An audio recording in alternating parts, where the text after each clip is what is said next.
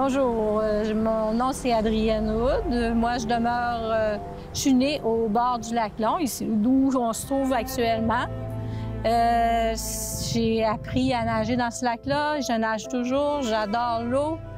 Même, je pense que dans mon ancienne vie, j'étais peut-être un poisson, tellement j'adore l'eau. Et puis, il y a quelques années, je me suis rendu compte que notre lac avait commencé à changer. J'ai aperçu des algues vertes filamenteuses.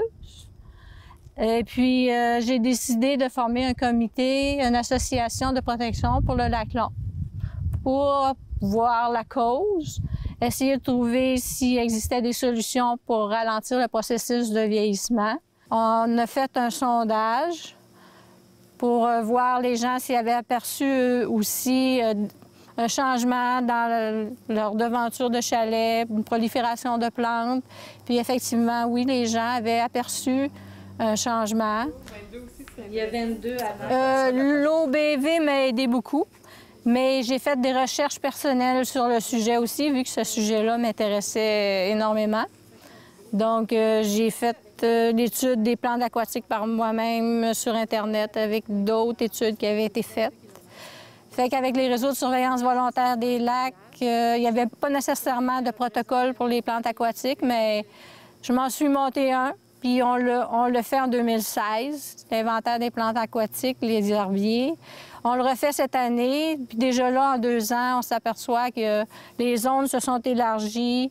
On se rend compte également que les plantes commencent à changer. On serait rendu au stade mésotrophe là, à certains secteurs du lac, là. On est en processus de vieillissement, accéléré dû à plusieurs choses, plusieurs facteurs. Je m'appelle Kim Charbonneau. Je travaille pour l'organisme de bassin versant du fleuve Saint-Jean. Je suis coordonnatrice en projets environnementaux là-bas. Donc, nos bureaux sont à Témiscouata sur le lac. Pour ma part, j'ai toujours su que je voulais travailler dehors. Donc, maintenant, me voici ici, en face du magnifique lac Long. Pour travailler là, justement la préservation des écosystèmes aquatiques. Non, les petits cubicules, là, les murs tout fermés avec le petit bureau que tu t'enfermes là toute la journée. Non, c'est pas pour moi, ça. Ça n'a jamais été pour moi. L'organisme de bassin versant du fleuve Saint-Jean, en fait, on est une quarantaine d'organismes de la sorte au Québec. Puis, notre mission, c'est de mettre en œuvre la gestion intégrée de l'eau sur le territoire. C'est une grande mission qui consiste essentiellement à rassembler tous les acteurs de l'eau sur le territoire. On réalise le plan directeur de l'eau.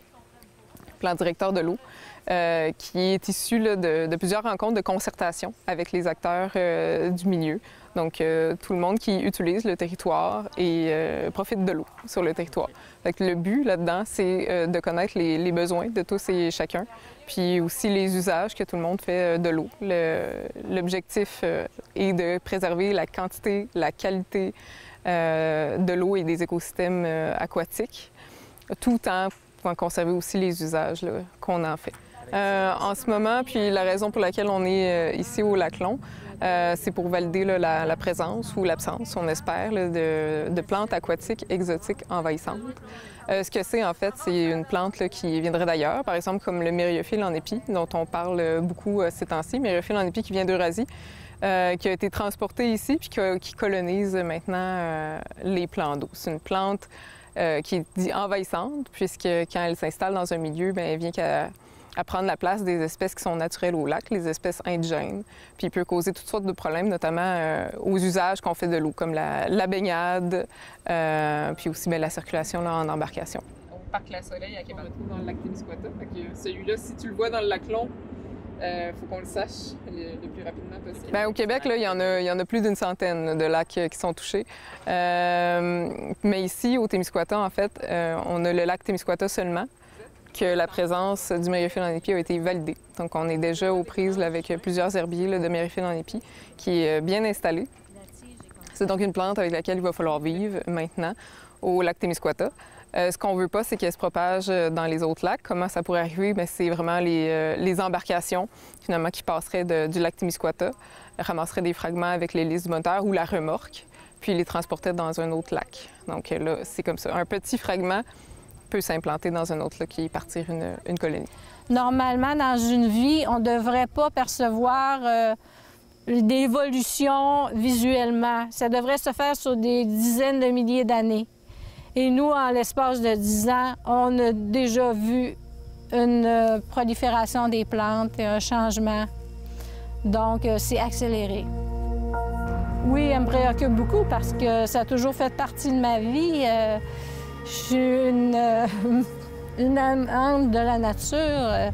Je pratique de la voile. Depuis ma jeune enfance, je me baigne dans ce lac-là.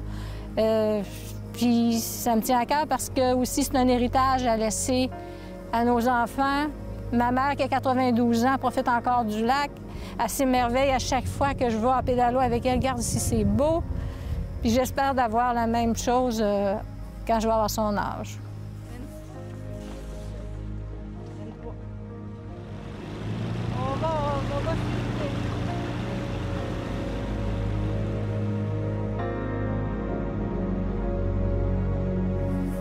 Les plus grosses menaces, en tout cas dans les lacs sur notre territoire, ce qui est certain, bien, les plantes aquatiques et exotiques envahissantes, c'est une menace. C'est une menace aussi qui ira en s'améliorant avec les changements climatiques, qui risque d'ouvrir la porte là, finalement à d'autres espèces potentielles qui viendraient prendre la place des espèces indigènes puis bousculer l'équilibre. Donc c'est pour ça que c'est important là, à toutes les fois qu'une embarcation entre, de laver finalement l'embarcation, puis d'éviter de faire des introductions volontaires aussi. Si les lacs sont en santé sur notre territoire, c'est une question qui est difficile à répondre en ce moment parce qu'on manque de données. Mais ce qu'on observe, puis qui est confirmé aussi par les observations des riverains là, qui vivent sur le bord des lacs, c'est qu'il y a de plus en plus de plantes aquatiques, aussi d'algues qui sont observées et qu'il y a une récurrence là, de cyanobactéries. Donc ça, ce sont tous des éléments qui sont des indicateurs pour nous dire qu'il y a un enrichissement qui se produit au niveau du lac, un enrichissement qui serait plus rapide que ce que ça devrait être naturellement. Donc, ça nous dit aussi qu'il faudrait prendre plus soin de nos lacs puis réduire les sources de sédiments, de nutriments, de phosphore là, qui arrivent au lac. Donc, dans la majorité des cas, oui, c'est la cause est humaine parce que justement, c'est vraiment le développement autour des lacs là, à proximité qui vont entraîner un enrichissement de l'eau. Donc, des éléments nutritifs qui vont aller vers le lac, que ce soit par des sédiments à cause des fossés de drainage ou par l'érosion des berges à cause du mouvement des vagues. Ou aussi en utilisant des engrais à proximité sur les propriétés riveraines, en utilisant des produits qui contiennent des phosphates, aussi des fosses septiques qui sont mal entretenues. Donc, c'est tous des éléments qui amènent des éléments nutritifs au lac, puis qui vont faire en sorte que son processus, finalement, de vieillissement va être accéléré.